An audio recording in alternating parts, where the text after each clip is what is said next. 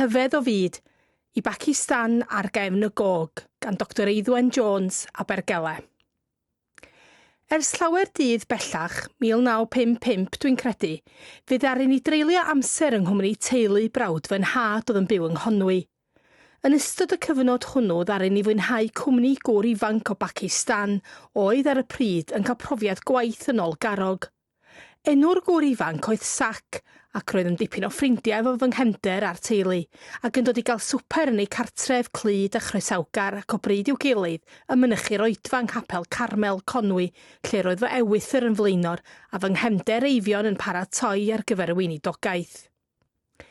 Sawl gwaith bu fy rhieni yn mwynhau sgwrsio hefo Sac am ei fywyd yn ei wlad enedigol ac meddai un diwrnod wrth fy nhad, Mr Jones, you must come to Pakistan. We would love you to visit. Come on the back of the cuckoo.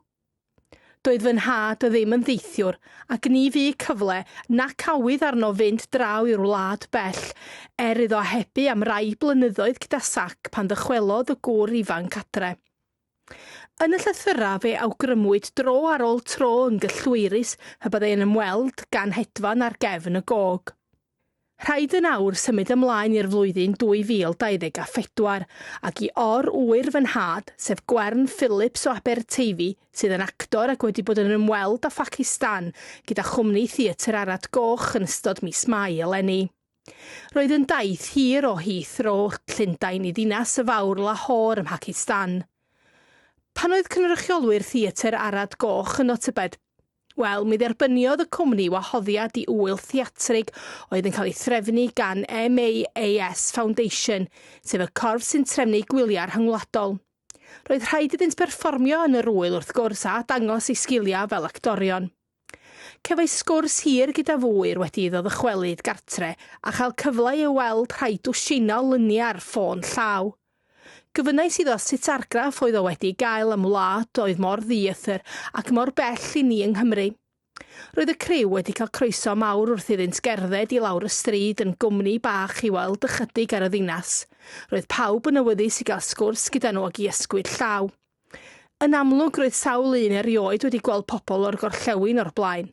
Roedd Saesneg yr rhan fwyaf o'r bobl yn dda iawn a'r teimlad oedd ei bod yn falch o weld y cwmni bach o Gymru. Bu'n ofynnol i gwmni theatr Arad Goch berfformio'i cynhyrchiad o Ble Mae'r Dail yn hedfan ddwywaith yn yr iaith Saesneg mewn neuaddau ysgolion preifat ac fe gawsant groeso cynnes iawn. Cefais weld llun o stafell Gwern yn y gwesty oedd yn hyfryd a chyfforddus.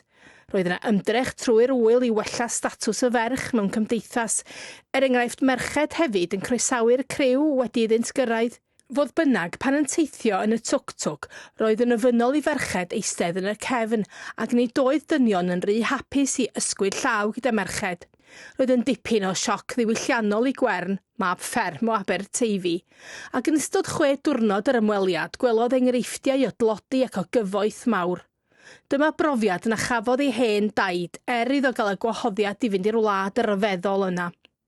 Mae Gwern wedi teithio llawer yn barod, ond roedd y profiad o ymweld â Pakistan yn un bydd yn ei drysori am byth, ac yn falch i fod wedi gallu mynd gyda chwmni theatr Arad Goch.